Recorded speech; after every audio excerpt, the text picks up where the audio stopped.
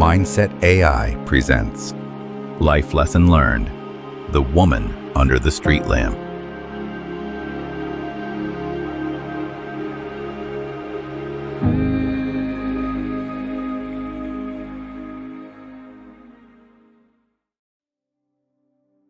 The night was quiet, the old street lamps flickering with amber halos as Robin made his way home.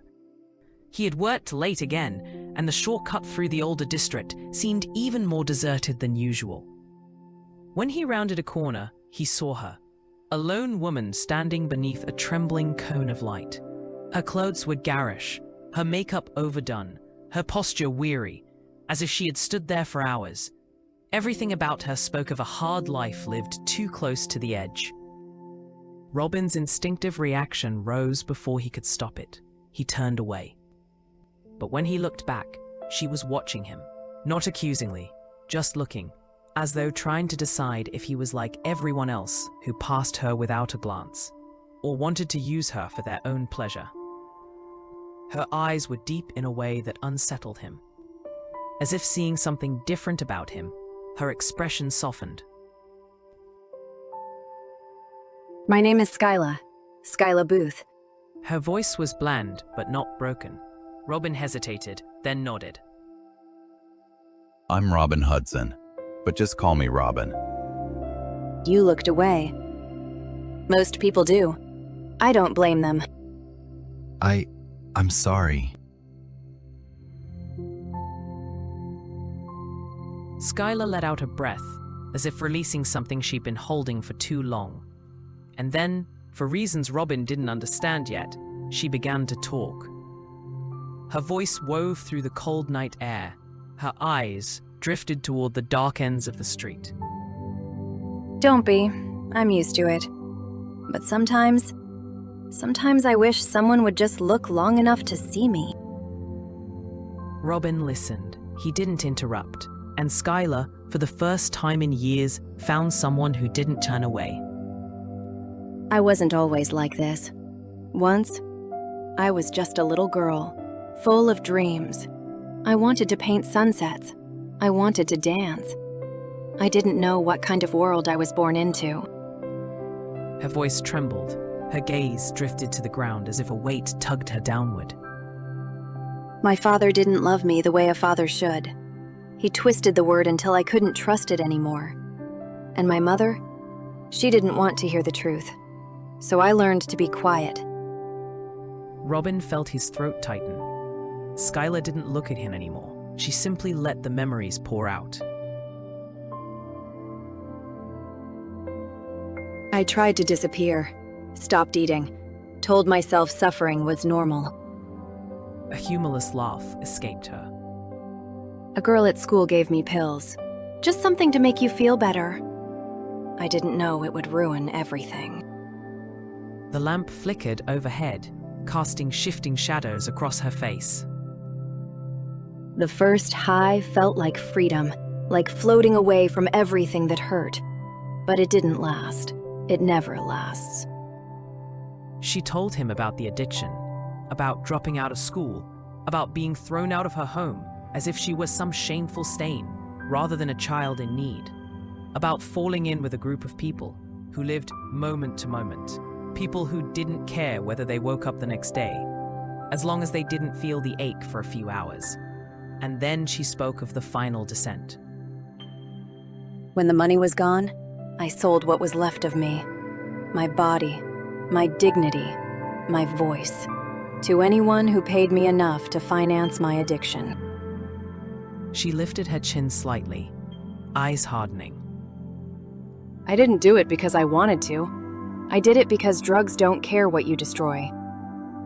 Robin exhaled slowly, pained by the truth he had never taken the time to imagine. Skyla's shoulders sagged. I've tried to stop many times, but every time I climb a little, the world kicks me down again. I'm so tired, Robin. Tired of it all. His name on her lips felt like a quiet accusation. People see me standing here, and they think they know everything. They never think I might still have dreams. That maybe deep inside, I still remember the girl I was. Her eyes finally lifted to meet his. They were wet, but steady. So judge me if you want. Most do. But maybe just try to see that not everything broken chose to be like that. When she finished, the street was silent again. Robin felt as though the world had grown heavier, and yet more fragile. You deserved better. The words escaped before he could think. Skyla's eyes widened slightly, as if she wasn't used to anyone saying such things. Do you have anywhere to go tonight? Skyla laughed a small, bitter laugh. Nowhere safe. But that's normal. Robin hesitated. He wasn't rich. He wasn't a social worker. He wasn't sure what he could do. But he did know one thing. Walking away wasn't an option anymore. I know a shelter, a good one. They don't judge. They have counselors, warm food, a bed. I can walk you there if you want. Skyla stared at him for a long moment, as if trying to determine whether this was real. Why would you do that for me? Robin didn't fully know himself, but the answer felt simple. Because someone should have helped you long ago. Skyla looked down at her hands, the hands that had carried too many burdens. Slowly, tentatively, she nodded. Okay.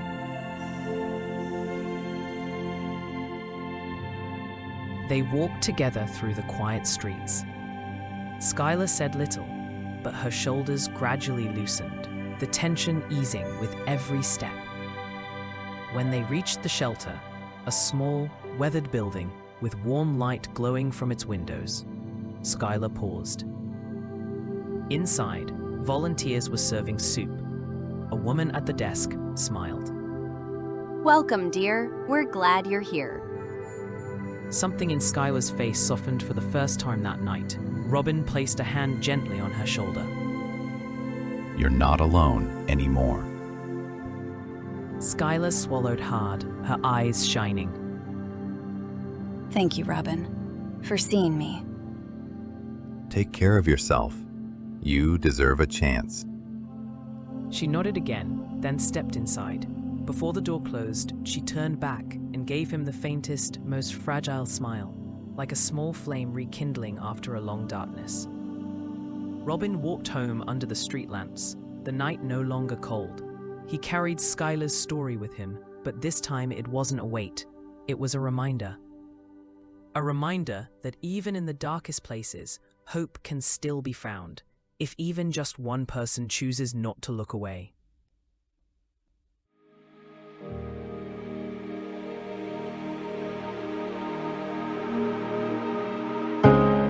If you enjoyed this tale, please leave a like and a comment. It would mean the world to us.